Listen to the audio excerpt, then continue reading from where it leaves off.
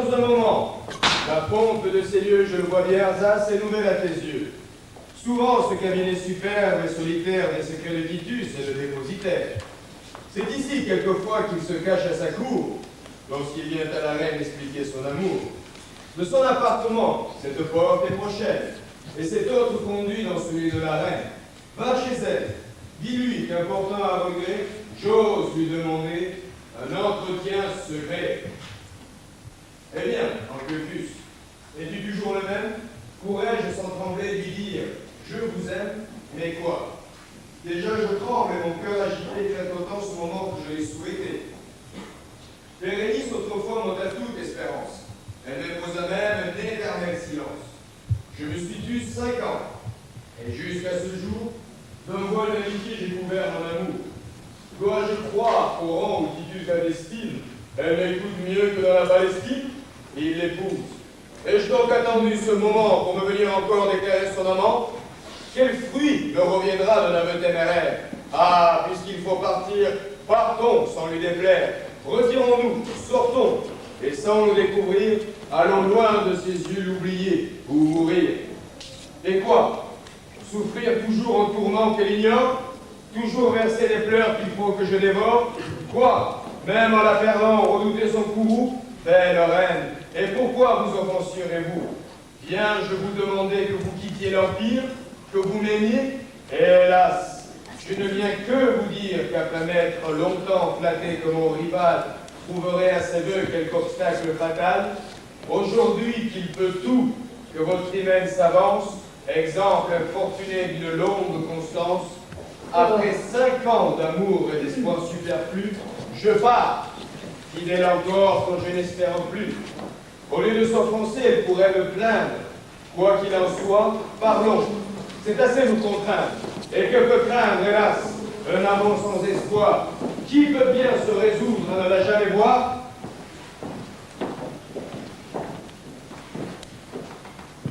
Enfin, je me dérobe à la joie en fortune, de tant d'amis nouveaux que me fait la fortune.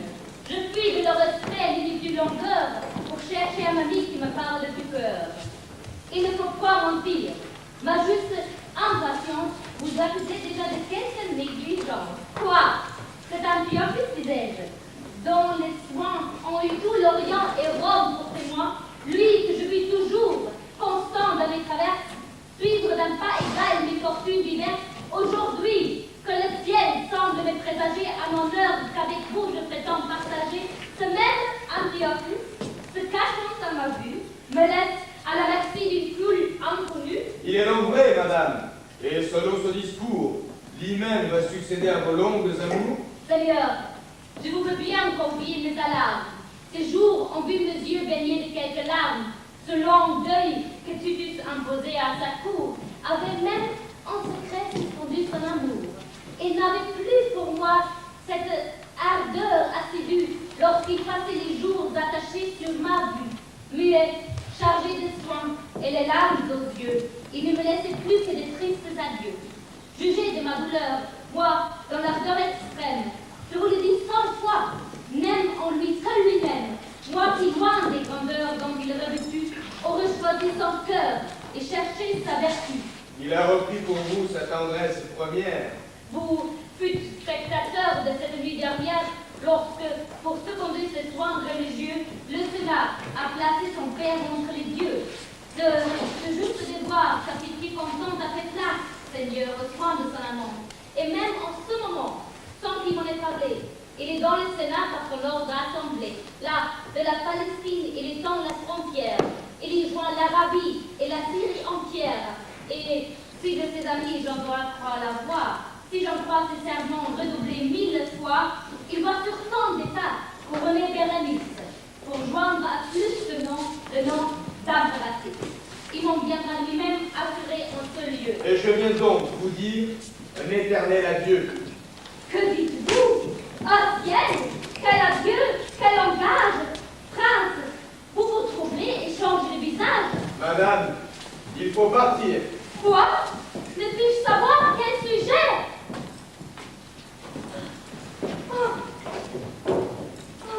Que je le plains. Tant de fidélité, madame, méritait plus de prospérité.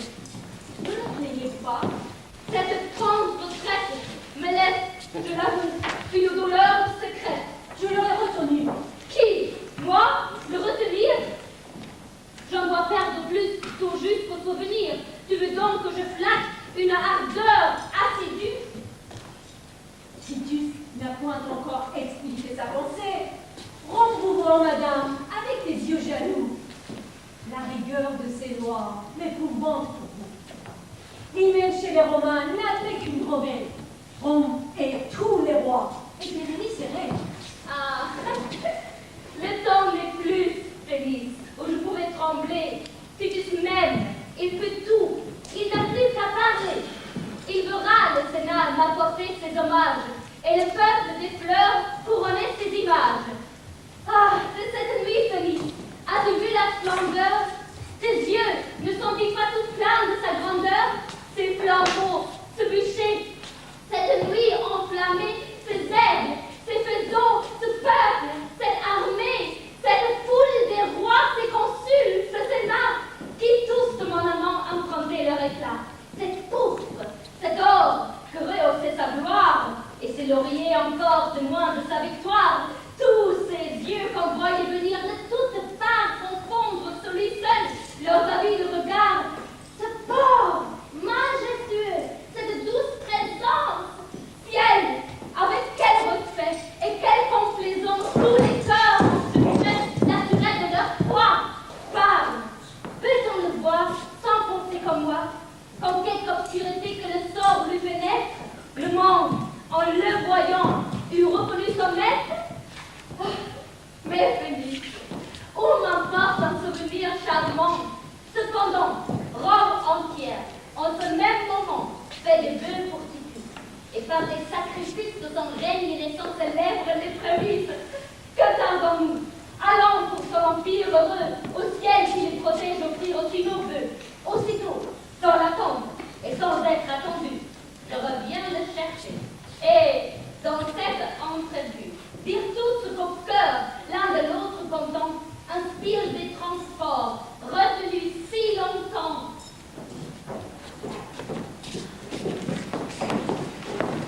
Eh bien, Titus, de mes dessins, Rome encore et sa peine attend que deviendra le destin de la reine, Paulin. Et les secrets de son cœur et du mien sont de tout l'univers devenus l'entretien. Voici le temps, enfin, qu'il faut que je m'explique. Et je l'ai vu aussi, cette courbe sincère, à ses maîtres toujours trop soigneuses de plaire, des crimes de Néron à prouver les horreurs. Je l'ai vu à genoux consacrer ses fureurs. Je ne prends point pour juge une cour idolâtre, Paulin. Je me propose un plus noble théâtre. Et sans prêter l'oreille à la voix des flatteurs, je veux par votre bouche entendre tous les cœurs. Vous me l'avez promis, le respect et la crainte forment autour de moi le passage à la plainte. Pour mieux voir, cher Paulin, et pour entendre mieux, je vous ai demandé des oreilles, des yeux. J'ai même mis à ce prix mon amitié secrète. J'ai voulu que des cœurs vous fussiez l'interprète. Qu'au travers des flatteurs, votre sincérité fit toujours jusqu'à moi passer la vérité. Parlez donc, que faut-il que Bérénice espère? Rome lui sera-t-elle indulgente ou sévère? Dois-je croire qu'assise au trône des Césars, une si belle reine offensa ses regards? Hélas, à quel amour on veut que je renonce? Cet amour est ardent, il le faut confesser. Plus ardent mille fois que tu ne peux penser, Paulin. Je me suis fait un plaisir nécessaire de la voir chaque jour, de l'aimer, de lui plaire. J'ai fait plus. Je n'ai rien de secret à tes yeux. J'ai pour elle 100 fois rendu grâce aux dieux d'avoir choisi mon père au fond de l'Idumée, d'avoir rangé sous lui l'Orient et l'armée, et soulevant encore le reste des humains, remis Rome sanglante dans ses paisibles mains. J'ai même souhaité la place de mon père, moi, Paulin, qui 100 fois, si le sort moins sévère eût voulu de sa vie étendre les miens, aurait donné mes jours pour prolonger les siens. Tout cela, qu'un amant sait mal ce qu'il désire, dans l'espoir d'élever Bérénice à l'Empire, de reconnaître un jour son amour et sa foi, et de voir à ses pieds tout le monde avec moi. Malgré tout mon amour, Paulin, et tous ses charmes, après 1000 serments appuyés de mes larmes, maintenant que je puis couronner tant d'attraits, maintenant que je l'aime encore plus que jamais, lorsqu'un heureux humain, joignant nos destinées, te payant un jour le vœu de 5 années, je vais, Paulin, au ciel, puis-je le déclarer? Bérénice, Seigneur, demande à vous parler. Ah, Paulin, quoi? Déjà vous semblez reculer? de vos nobles projets, Seigneur, qui vous souviennent. Voici le temps. Eh bien, voyons-la, qu'elle vienne. Ne vous offensez pas si mon zèle indiscret de votre solitude interrompt le secret. Tandis qu'autour de moi, votre cour rassemblée, retentit des bienfaits dont vous m'avez comblé. Est-il juste, Seigneur, que seul en ce moment, je demeure sans voix et sans ressentiment? Mais, Seigneur, car je sais que c'est l'ami sincère du secret de nos cœurs connaît tout le mystère, votre deuil est fini, rien n'arrête pas. Vous êtes seul enfin et ne me cherchez pas. J'entends que vous m'offrez un nouveau diadème, et depuis cependant vous entendre vous-même. Hélas, plus de repos, Seigneur, et moins d'éclat. Votre amour ne peut y paraître qu'au Sénat?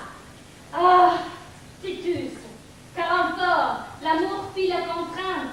De tous ces noms que suit le respect et la crainte, de quel soin votre amour va-t-il s'importuner? N'a-t-il que des états qui me frissonnent? Depuis quand croyez-vous que ma grandeur me touche? Un soupir, un regard, un mot de votre bouche, voilà l'ambition d'un cœur comme le mien. Voyez-moi plus souvent et ne me donnez rien. Tous vos moments sont-ils dévoués à l'empire? Ce cœur, après 8 jours, n'a-t-il rien à me dire? Qu'un mot va rassurer mes timides esprits. Mais parliez-vous de moi quand je vous ai surpris? Dans vos secrets discours, étais-je empressé, Seigneur? Étais-je au moins présente à la pensée? N'en doutez point, madame, et j'atteste les dieux que toujours Bérénice est présente à mes yeux. L'absence ni le temps, je vous le jure encore, ne peuvent ravir ce cœur qui vous adore. Madame, Eh bien, Seigneur, mais quoi? Sans me répondre, vous détournez les yeux et semblez vous confondre. Ne m'offrirez-vous plus qu'un visage interdit? Toujours la mort d'un père occupe votre esprit? Rien ne peut-il charmer l'ennui qui vous dévore? plût au ciel que mon père, hélas, vécut encore, que je vivais heureux. Seigneur, tous ces regrets de votre pitié sont de justes espèces, mais vos pleurs ont assez honoré sa mémoire. Vous devez d'autres soins à Rome, à votre gloire. De mon propre intérêt, je n'ose vous parler. Bérénice, autrefois, pouvez vous consoler. Avec plus de plaisir, vous m'avez écouté. De combien de malheurs vous vous persécutez pour des gens mots sacrifier mes pleurs? Vous regrettez un père, hélas, faible douleur. Et moi, ce souvenir me fait frémir encore. On voulait m'arracher des souffles que j'adore. Moi, quand vous connaissez le trouble et le tourment, quand vous ne me quittez que pour quelques moments. Moi, qui mourrai le jour, quand vous voudrez m'interdire de vous voir. Madame, hélas, que me venez-vous dire? Quel temps choisissez-vous? Ah, de grâce, arrêtez! C'est trop pour un ingrat prodiguer vos bontés. Pour un ingrat, Seigneur, et le pouvez-vous être? Ainsi donc les bontés vous fatiguent peut-être. Non, madame, jamais, puisqu'il faut vous parler. Mon cœur de plus de feu me se sentit brûler, mais, Achevez, hélas, parlez. Rome, l'Empire, Eh bien. Oh, quoi? Mais qu'est-il si tôt et ne me dit rien? Ah, cher Denis, hélas, quel funeste entretien! Qu'ai-je fait? Que veut-il? Et que dit ce silence? Oh bon, je me perds d'autant plus que j'y pense. Mais ne sauve-t-il rien, votre souvenir? Qui contre vous, madame? C'est mieux de prévenir. Voyez, examinez. Hélas, tu peux m'en croire. Plus je veux de passer rappeler la mémoire du jour que je le vis jusqu'à ce triste jour, plus je vois qu'on me fait reprocher trop d'amour. Mais je nous entendais. Il ne faut rien me perdre. Pardon, n'ai-je rien dit qui lui puisse déplaire? Que sais-je? J'ai peut-être avec trop de chaleur abaissé tous ses présents ou blâmé sa douleur. Oh, n'est-ce pas que de Rome il redoute la haine? Il craint peut-être. Il craint d'épouser une reine. Hélas, s'il était vrai. Mais non, il a 100 fois rassuré mon amour contre leur dure loi. 100 fois. Oh, qu'il m'explique un silence si rude. Je ne respire pas dans cette incertitude. Moi, je vivrai felice, et je pourrais penser qu'il me néglige, ou bien que je puisse l'offenser. Retournons sur cette pas. Mais quand je m'examine, je crois de ce désordre entrevoir leur origine. Félix! Il aura su tout ce qui s'est passé. L'amour d'Antiochus l'a peut-être offensé. Il attend, m'a-t-on dit, le roi des Commagènes. Ah! Ne cherche point ailleurs le sujet de ma peine. Je me comptais trop tôt au rang des malheureux. Si Titus est jaloux, Titus est amoureux.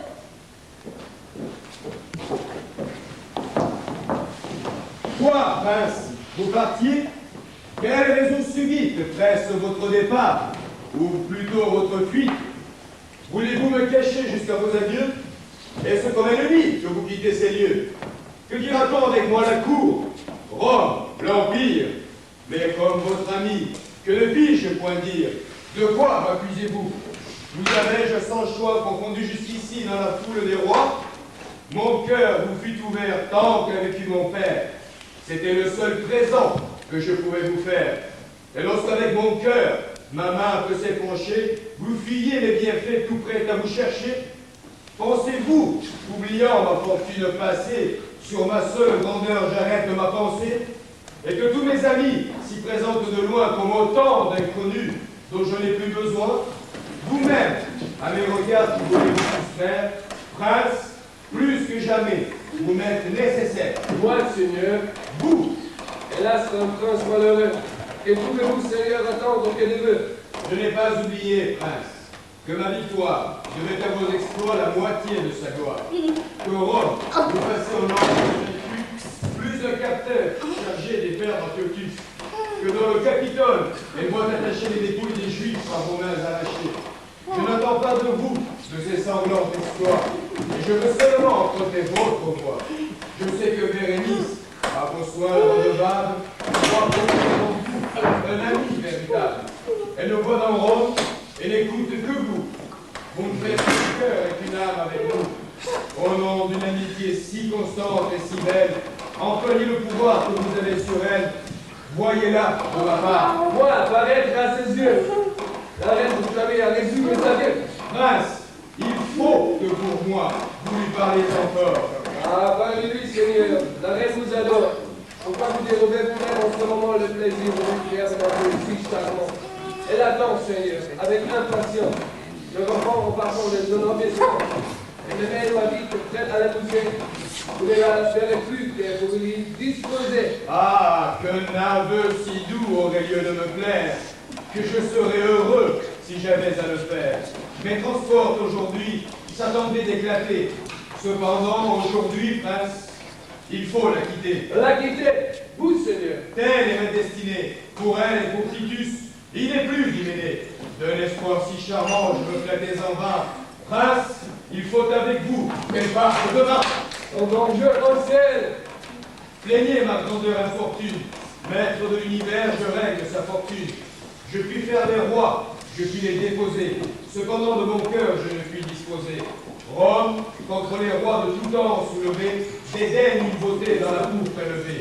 L'éclat du diadème et sans roi pour aïeux, déshonore ma flamme et blesse tous les yeux. Mon cœur, libre d'ailleurs, sans craindre les murmures, peut brûler à son choix dans des flammes obscures. Et Rome, avec plaisir, recevrait de ma main la moins digne beauté qu'elle cache en son sein. Au ciel! Quel discours! Demeurez! Prince! C'est trop cacher mon trouble à votre but. Vous voyez devant vous une reine éperdue qui, la mort dans le sein, vous demande deux mots. Vous craignez, dites-vous, de troubler mon repos. Et vos refus cruels, loin d'épargner ma peine, excitent ma douleur, ma colère, ma haine. Seigneur, si mon repos vous est si précieux, si moi-même jamais je fus cher à vos yeux, éclaircissez le trouble où vous voyez mon âme. Que vous a dit Titus? Au nom de Dieu, madame. Quoi? Vous craignez si peu de me désobéir? Je n'ai qu'à pas parler pour me faire haïr. Je veux que vous parliez! Dieu, quelle violence! Madame, encore un coup, vous l'aurez mon silence. Prince, dès ce moment, contentez mes souhaits. Vous soyez de ma haine, assurez pour jamais. Madame, après cela, je ne puis plus me taire. Eh bien, vous le voulez, il faut vous satisfaire. Mais ne vous flattez point. Je vais vous annoncer peut-être des malheurs où vous n'osez penser. Je connais votre cœur. Vous devez vous attendre que je ne frapperai par l'endroit le plus tendre. Titus m'a commandé Quoi? de vous déclarer que jamais l'un de l'autre, il faut vous séparer. Nous séparer? Qui? Moi? Titus de Bérénice? Il faut que devant vous, je lui rends justice. Tout ce que dans un cœur sensible et généreux, l'amour aux espoirs que dans un plaisir affreux, je l'ai vu dans les siens. Il pleure, il vous adore. Mais enfin, que nous aimez-vous aimer encore une reine suspecte à l'Empire romain. Il faut vous séparer et vous partez demain. Ah! Nous séparer? Hélas! Bénénice! Oh! Eh bien, madame, il faut ici montrer la grandeur de votre art. Ce cou tendu et rude, il doit vous étonner. Après tant de serments, Titus m'a abandonné? Titus qui me jurait? Non, non, je me le fis croire. Il ne me quitte point, il y va de sa gloire. Contre son innocence, on veut me prévenir. Ce piège n'est tendu que pour nous désunir. Titus m'aime. Titus ne veut point que je meure. Allons nous voir. Je me l'ai parlé tout à l'heure. Allons! Quoi? Vous pourriez ici me regarder? Vous le souhaitez trop pour me persuader. Non, je ne crois point. Mais quoi qu'il en puisse être, pour jamais, à mes yeux, gardez-vous de paraître. Ne m'abandonne pas dans l'état où je suis. Hélas, pour me tromper, je fais ce que je puis.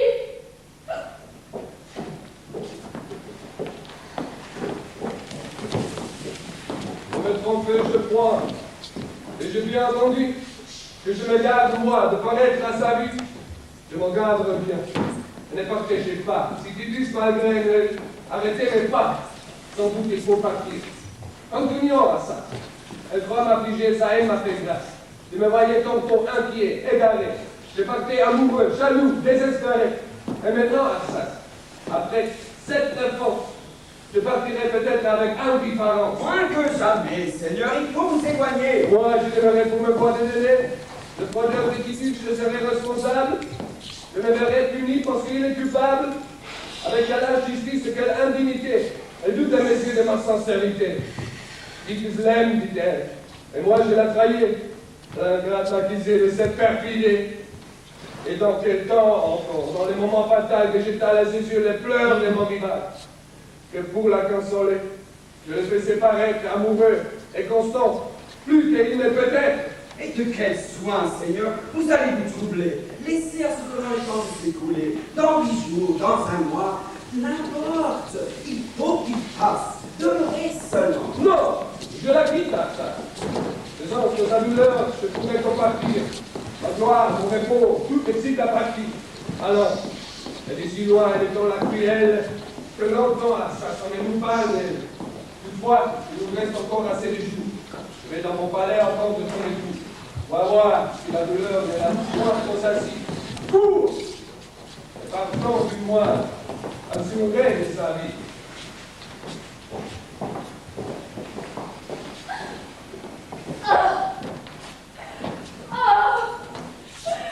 Bénénice, ne bien quoi? Moment trop rigoureux, que vous paraissez lent à mes rapides vœux. Je m'agite, je cours, languissante, abattue. La force m'abandonne et le repos me tue. Bénénice, ne bien quoi?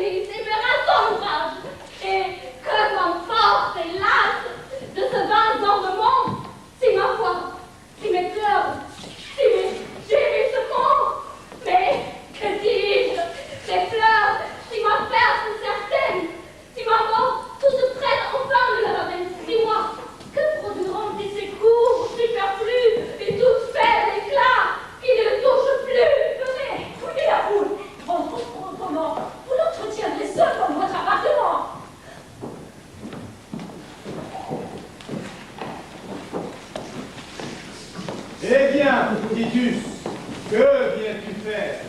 Bérénice t'attend. Où viens-tu, téméraire? Tes adieux sont-ils prêts? Es-tu bien consulté? Ton cœur te promet-il assez de cruauté? Car enfin, au combat qui pour toi se prépare, c'est peu d'être constant, il faut être barbare.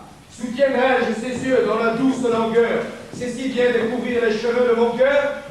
Quand je verrai ses yeux armés de tout leur charme, attachés sur les miens, m'accabler de leurs larmes, me souviendrai-je alors de mon triste devoir?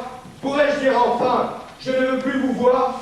Je viens percer un cœur que j'adore, qui m'aime, et pourquoi le percer? Qui l'ordonne?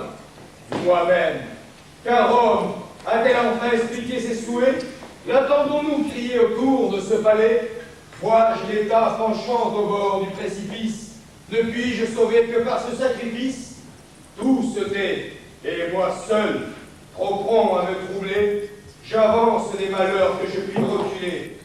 Et qui sait si sensible aux vertus de la reine, Rome ne voudra point l'avouer pour romaine? Rome peut, par son choix, justifier le mien. Non, non, encore un coup, ne précipitons rien, que Rome, avec ses lois, mette dans la balance tant de pleurs, tant d'amour, tant de persévérance. Rome sera pour nous. Titus, ouvre les yeux, quel air respires-tu? N'es-tu pas dans ces lieux où la haine des rois, avec le lait sucé, par crainte ou par amour, ne peut être effacée? Rome jugea ta reine en condamnant ses rois. N'as-tu pas en naissant entendu cette voix? N'as-tu pas encore, oui, la renommée, t'annonçait ton devoir jusque dans ton armée? Et lorsque Bérénice arriva sur tes pas, ce que Rome en jugeait, ne l'entendis-tu pas? Non! Laissez-moi vous dire!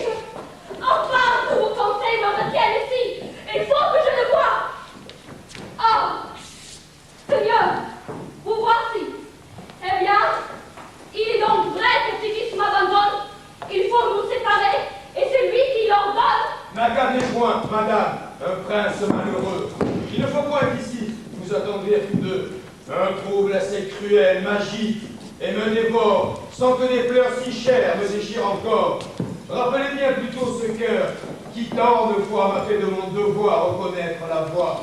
Il en est temps, forcez votre amour à se taire, et d'un œil que la gloire et la raison éclairent, contemplez mon devoir dans toute sa rigueur.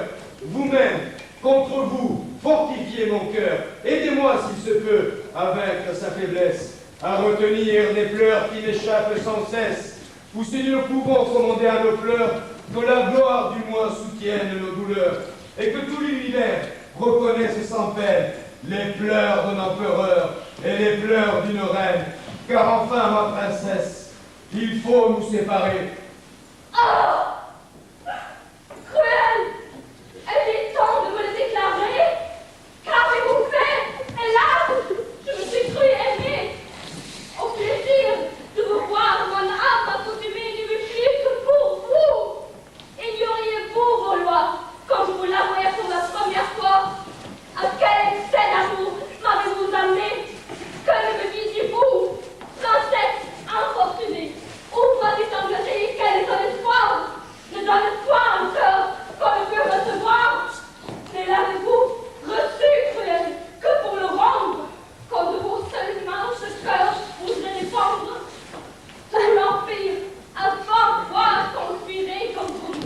Il était temps encore. Que ne me quittez-vous? Pile, raison alors contre même en misère.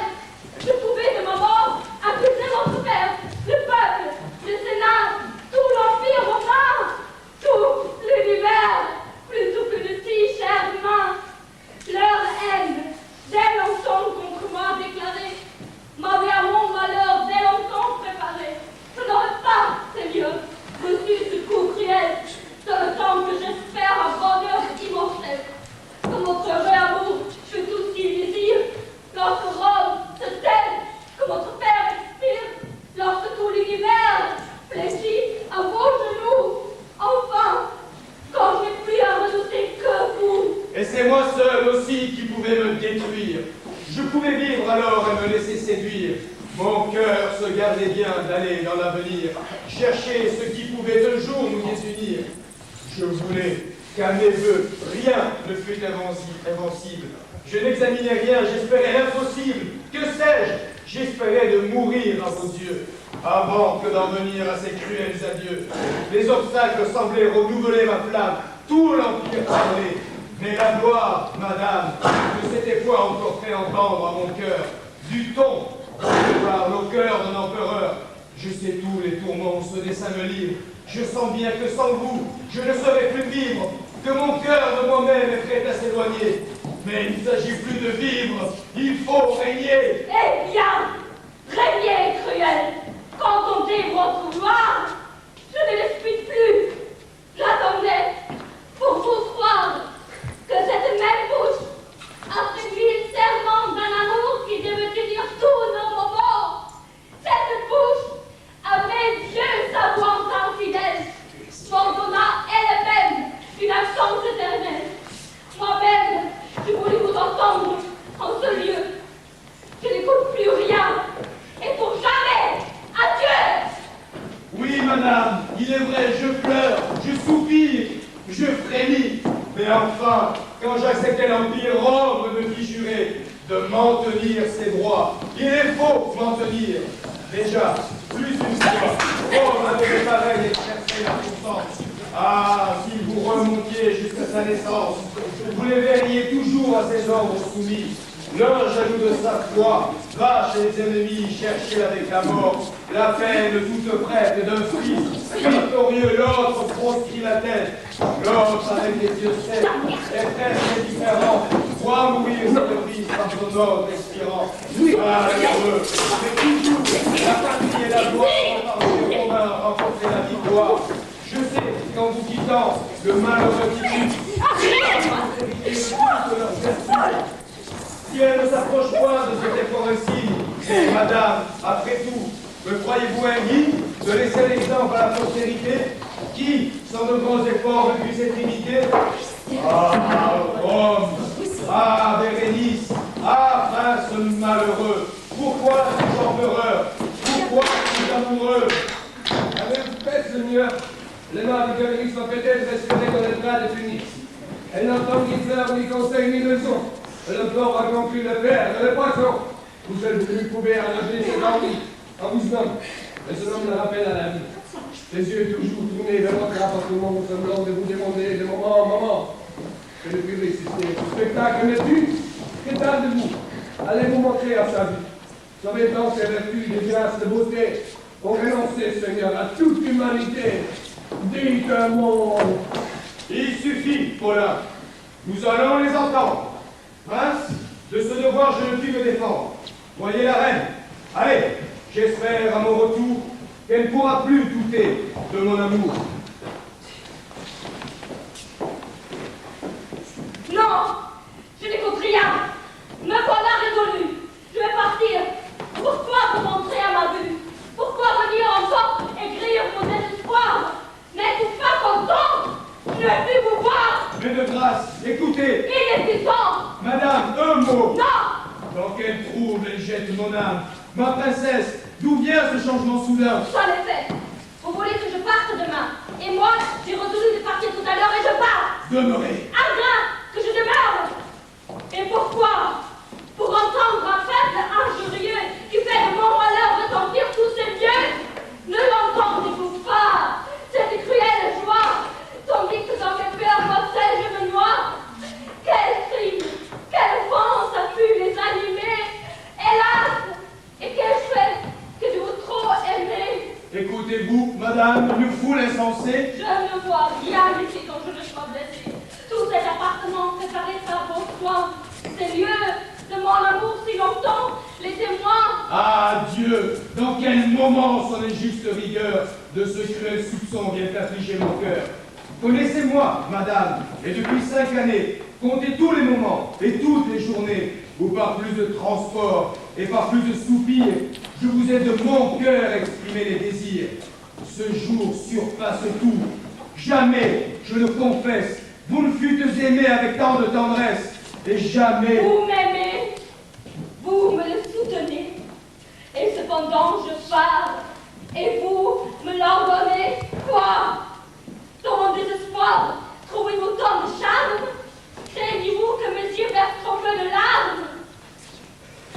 Venez, prince, venez. Je vous ai fait chercher. Soyez ici témoins de toute ma faiblesse. Voyez si c'est aimé avec peu de tendresse. Jugez-nous. Je crois tout. Je vous ferai tout deux. Reconnaissez vous-même, notre prince malheureux, que le temps que je vous éclaircisse, oui, Seigneur, j'ai toujours adoré Bérénice. On ne l'a plus aimé, je sois toi combattu. Je n'ai pu l'oublier. Moi, je me suis tu. Hélas! Oui, madame. Leur bouche est rappelé ses pas. Le soir est ici, je ne m'en réponds pas. Fils des ciels, merci que toutes vos années, mille prospérités l'une à l'autre enchaînées, vous y vous garde reste pour vous. Le jour les dieux, épuisez tout le coup, qui pourrait en menacer un si belle vie. Que ces jours malheureux, que je vous sacrifie.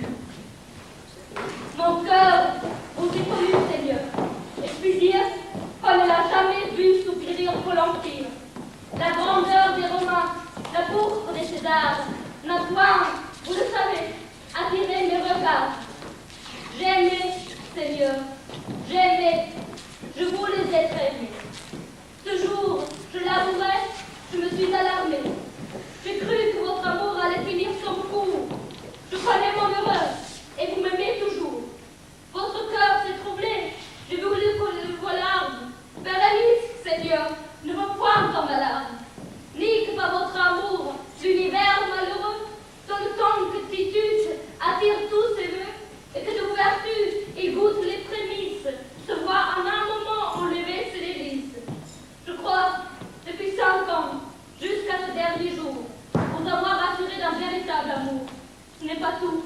Je veux, en ce moment funeste, par un dernier effort couronner tout le reste. Je vivrai, je suivrai vos ordres absolus. Adieu, Seigneur, régnez, je ne vous verrai plus. Prince, après cet adieu, vous jugez bien vous-même que je ne consens pas de quitter ce que j'aime. Pour aller loin de Rome, écoutez d'autres vœux. Vivez et faites-vous un effort généreux. Sur Titus et sur moi, réglez votre conduite. Je l'aime, je le fuis. Titus m'aime, il me quitte. Portez loin de mes yeux vos soupirs et vos fers. Adieu. Servons tous trois d'exemple à l'univers de l'amour la plus tendre et la plus malheureuse, dont il puisse garder l'espoir douloureux. Tout est prêt. On m'attend. Ne suivez point mes pas. Pour la dernière fois, adieu, Seigneur. Hélas!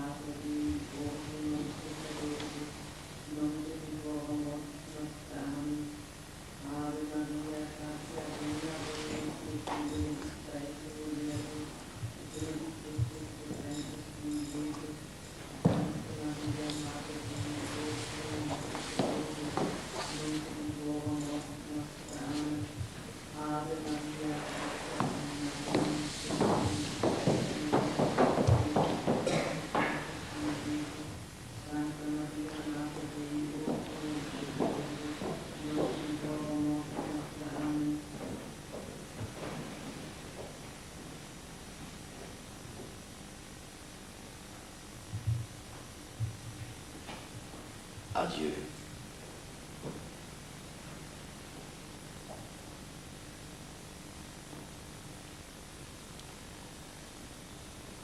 Adieu.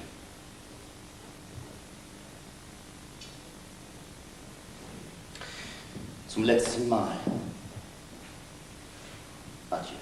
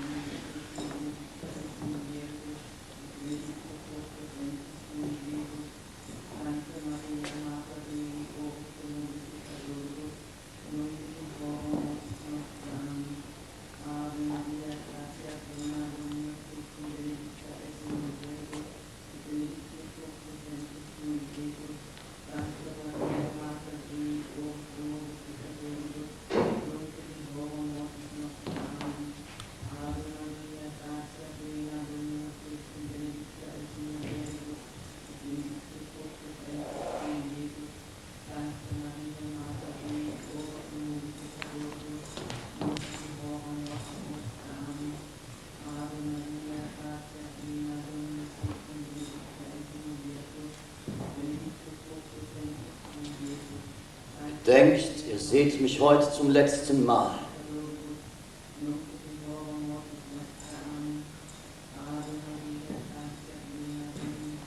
Zum letzten Mal, Herr,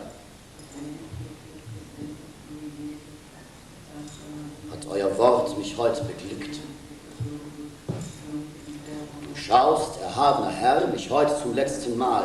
Dich, Sonnengott, sehe ich heute zum letzten Mal.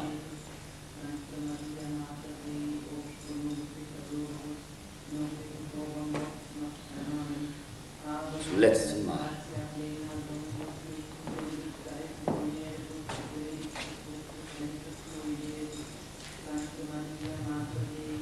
Zum letzten Mal. Adieu.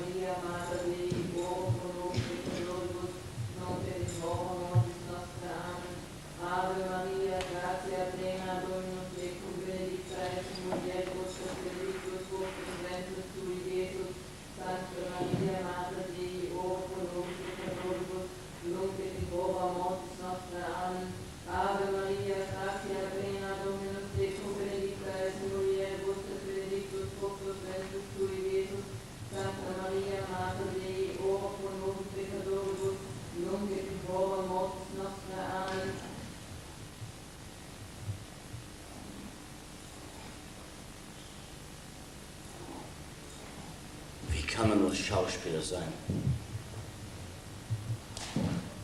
Ich kann mir nicht vorstellen, dass irgendjemand Schauspieler werden will. Was ist das für ein Beruf? Sich schminken, sich verkleiden, sich verstellen, fremde Texte aufsagen. Jeden Abend eine andere Rolle spielen wollen, einen anderen Menschen verkörpern wollen.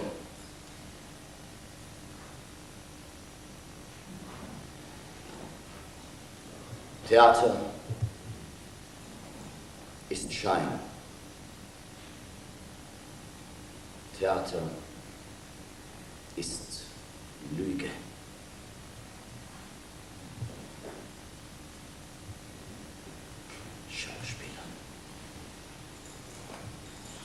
Schauspieler sind Rüpel, Narren, Kinder. Schauspieler sind Bobos.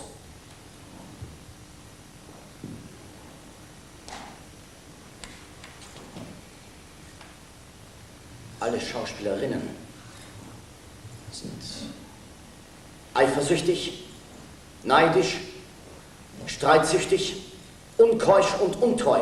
Alle Schauspielerinnen sind Huren.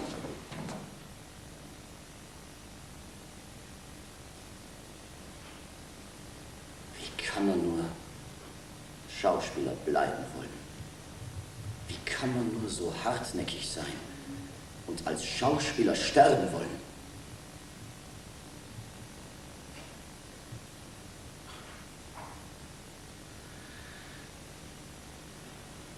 Schauspieler sind armselig. Tragödien sind armselig. Keinen Vers mehr. Keinen einzigen Vers mehr.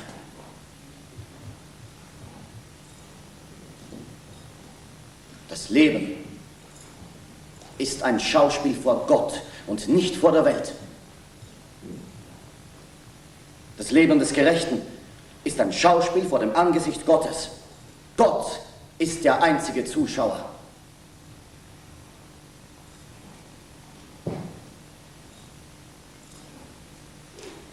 Theater ist unmoralisch. Theater ist frivol. Das Theater ist gottlos.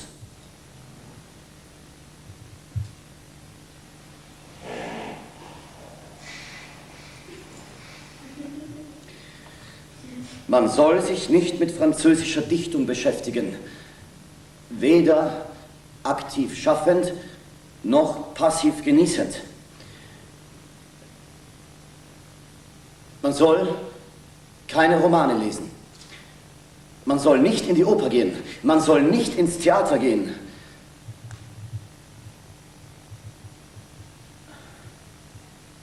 Dies alles führt nur zur Vergeudung des Geistes und zur Unehre vor Gott.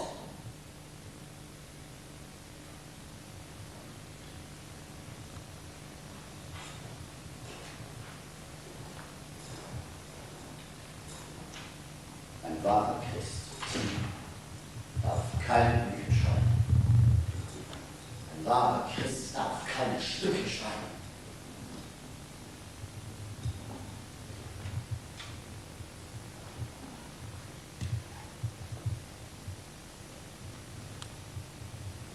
Alle Theaterdichter sind öffentliche Seelenvergifter. Alle Verfasser von Theaterstücken sind Giftmischer und geistige Mörder.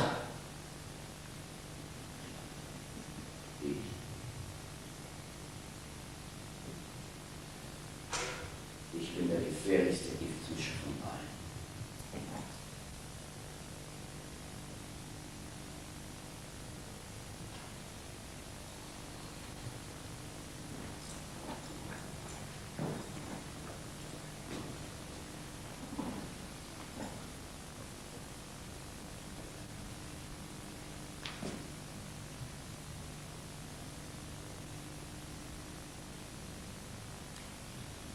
Wäre ich nur kartäuser Mönch geworden.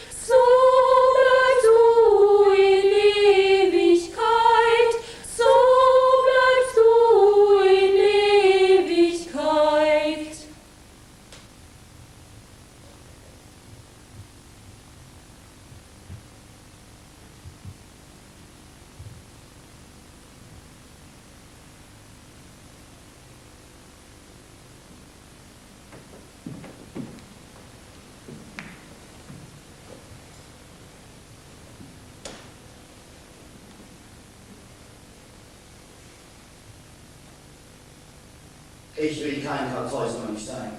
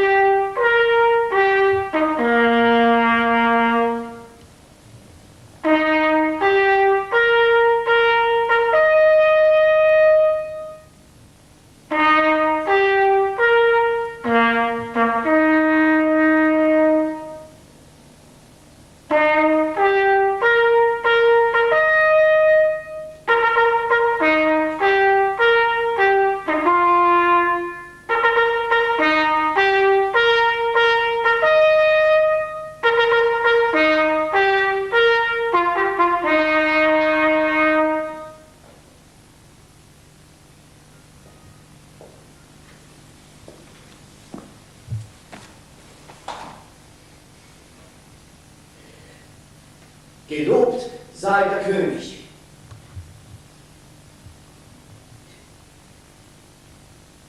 Der König ist genesen.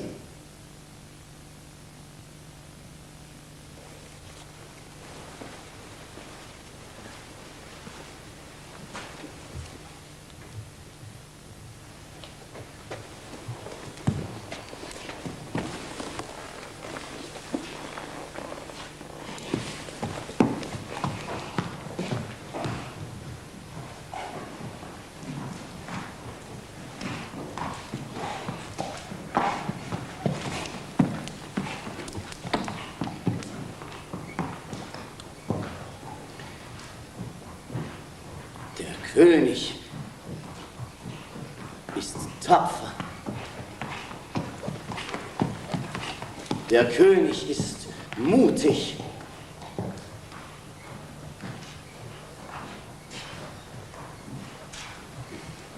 Der König ist furchtlos. Der König ist weise.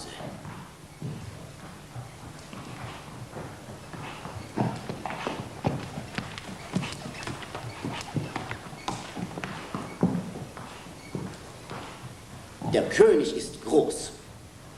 Der König ist größer als Alexander. Der König ist größer als Caesar. Der König ist größer als Pompeius, Chlodwig, Jason, Flavius, Theodosius, Theseus, Karl V. und Heinrich IV.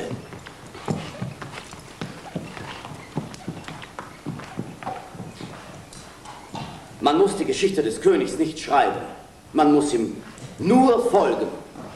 Und die Geschichte schreibt sich von selbst.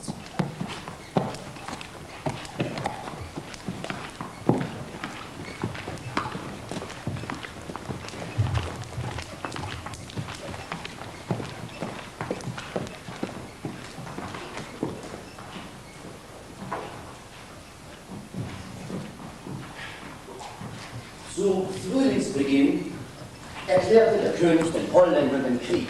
Er war es müde geworden, ihre Unverschämtheiten zu erdulden und marschierte sogleich gegen sie. Die Nachricht von seinem Vormarsch überraschte sie. So verbrecherisch sie auch waren, dachten sie doch nicht, dass die Vergeltung so knapp auf das Vergehen folgen würde.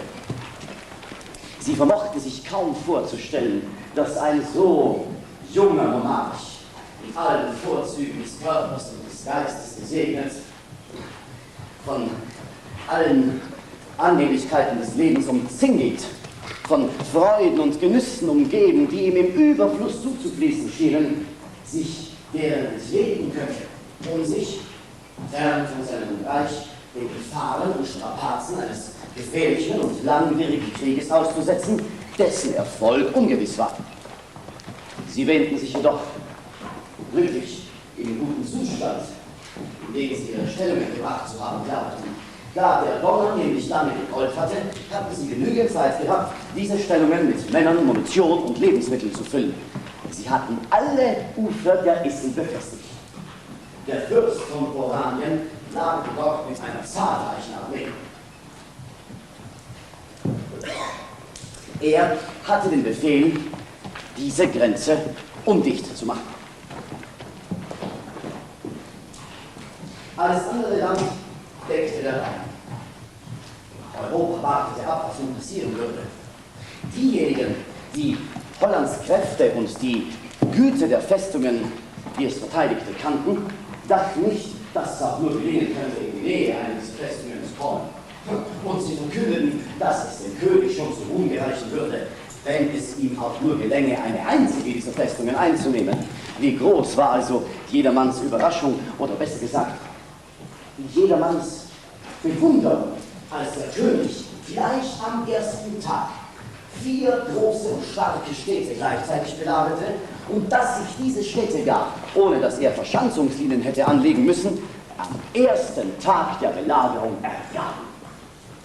Eine so außergewöhnliche und so unerwartete Tat versetzte alle von den Holländern besetzten Länder entlang des Rheins in Schrecken. Von allerorts brachte man dem König die Schlüssel der Städte. Die Statthalter fanden kaum Zeit, mit ihren verängstigten Familien und einem Teil ihrer Habe in Booten zu flüchten. Sein Vormarsch war ein ständiger Triumph. So gelangte man bis in die Nähe von Douwhuis. Der Rhein, der an dieser Stelle besonders breit und besonders tief ist, schien eine unüberbrückbare Grenze für die Franzosen darzustellen. Doch der König marschiert weiter. Er hatte zunächst vor, den Rhein zu überqueren. Er wollte eine Brücke aus Schiffen bauen, doch da dies zu viel Zeit in Anspruch nehmen würde und da der Feind begann, sich am anderen Ufer zu zeigen, beschloss der König, mit einer Geschwindigkeit gegen den Feind vorzugehen, die diesen überrumpelte. Er befahl seiner Kavallerie, in den Fluss zu gehen. Der Befehl wurde ausgeführt.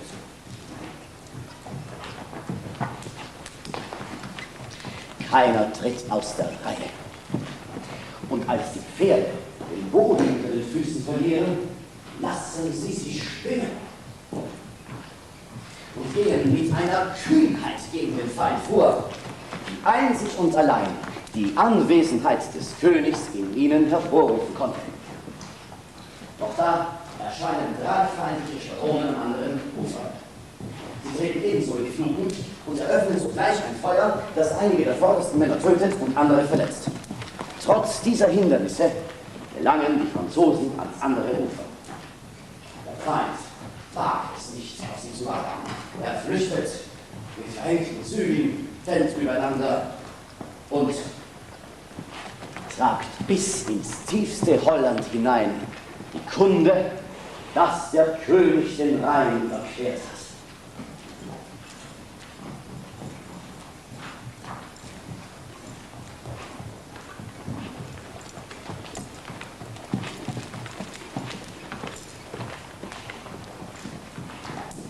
Wunder folgt auf Wunder.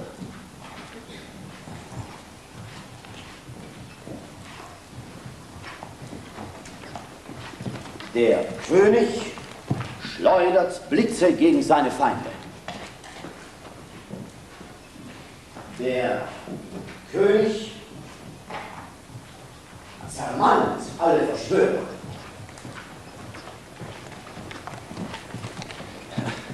Der König muss nur erscheinen und schon stürzen die Mauern ein.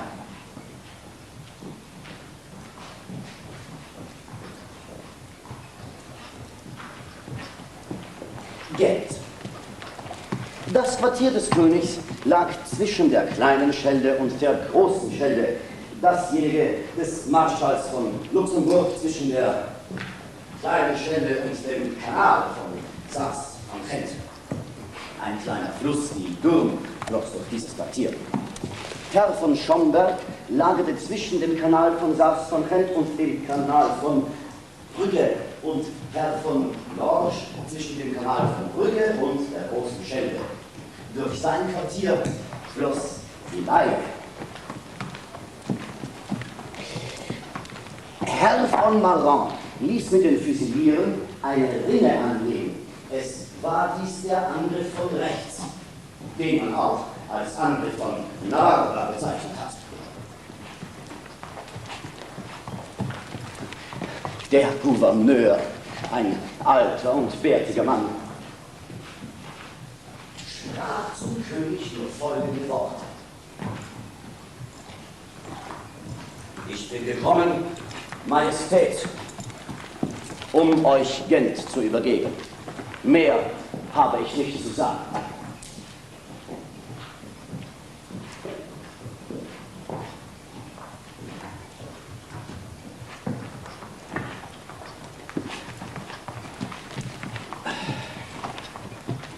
»13. Juni, Arnhem angegriffen. 14. Juni, Arnhem kapituliert. 15. Juni, Knotzenburg angegriffen. 16. Juni, Knotzenburg ergibt sich. 17. Juni, Einnahme der Festung von Skink.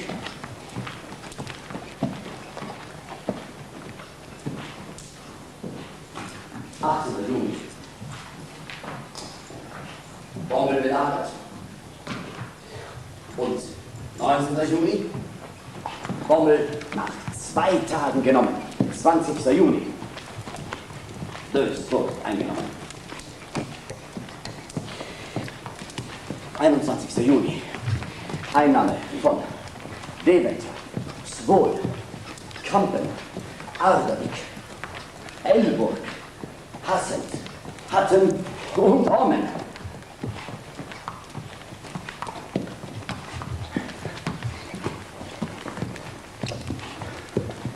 Jeder Schritt des Königs ist historisch. Und nichts, was er macht, ist es unwert, erzählt zu werden.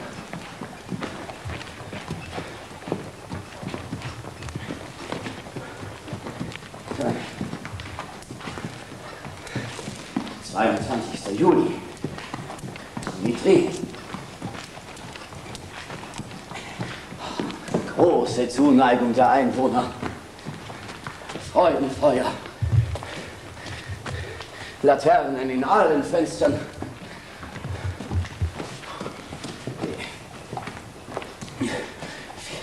24. Juli.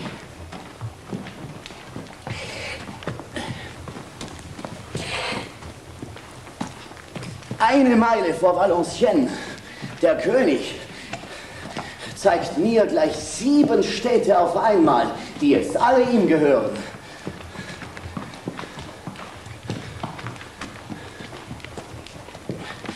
28. Juli. Toul. Der König besichtigt die Befestigungsanlagen, lässt sie reparieren und macht einen Stadtrundgang.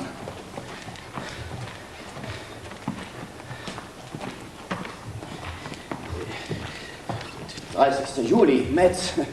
Der König macht einen Stadtrundgang, besichtigt noch die Befestigungen und befiehlt den Bau zweier Basteien an der Seite des Flusses.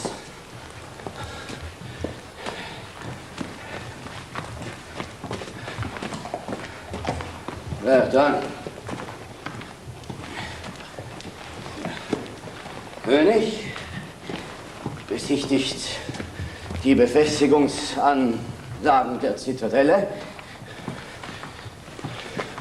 befiehlt sie reparieren zu lassen und macht einen Stadtrundgang.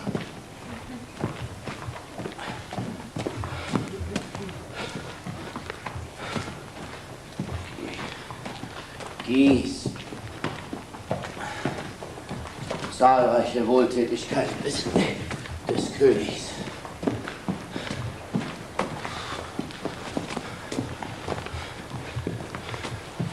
Pont-à-Mousson.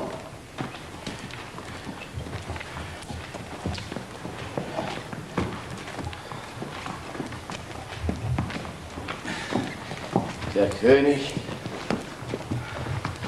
übernachtet in einem Kloster und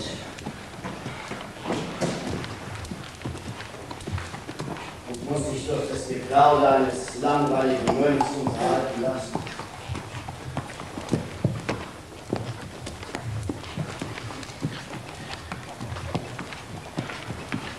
3. August, Sermais, hässlicher Ort, wo der König ein Zimmer hatte, in dem sein Fauteuil kaum Platz fand.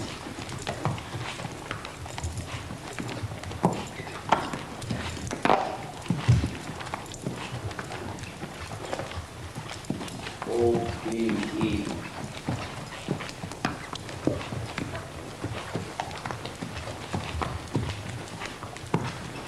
Schäbiges Dorf.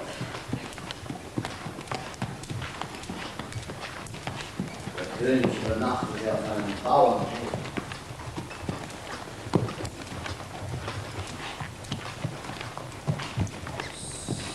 René. König fand unterwegs keinen Arzt.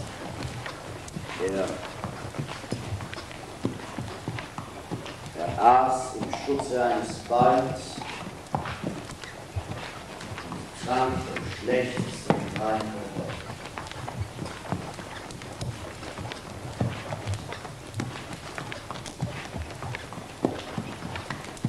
Dann blieb er einen Tag.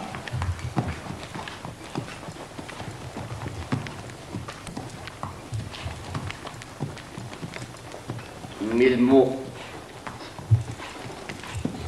Man lief jetzt weiter.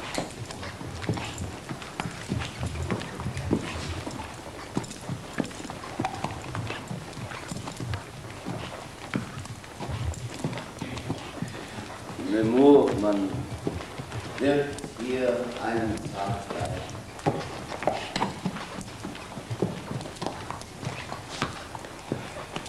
So, nee. Man wird hier 2 Tage bleiben.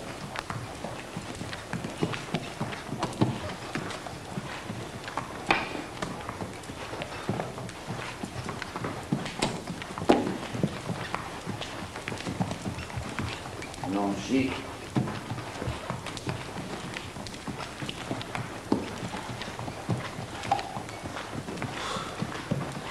Ah, le Duc.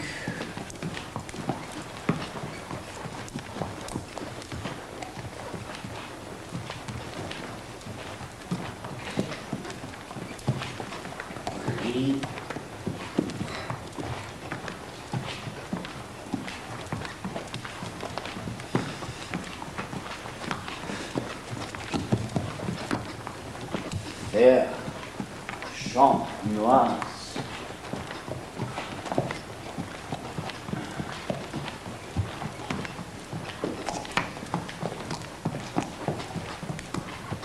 Oh, merci.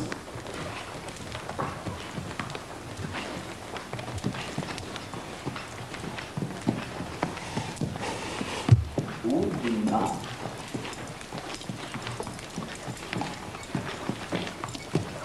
Wie?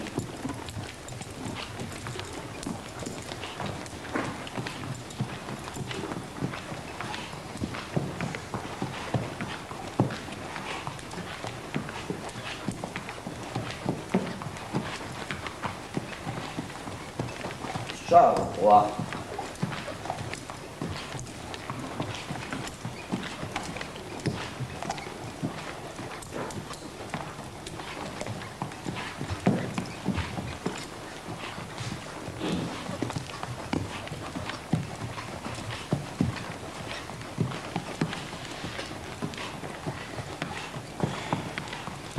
Saint-Amand. Bei seiner Ankunft war der König so erschöpft, dass er kaum die Kraft fand, in sein Zimmer hinaufzugehen.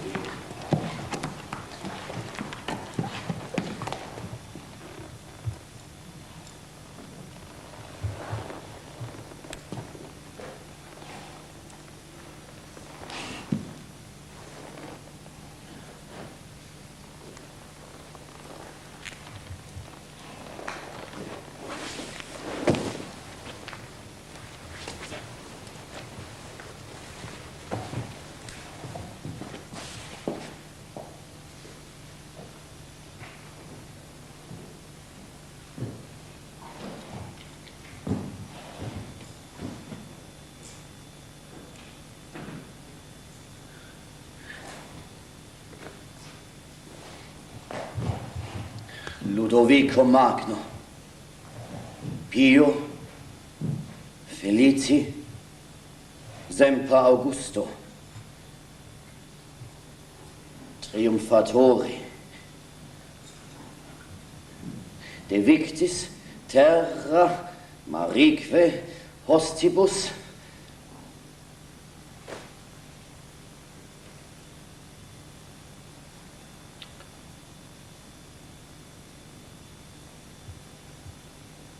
Pace in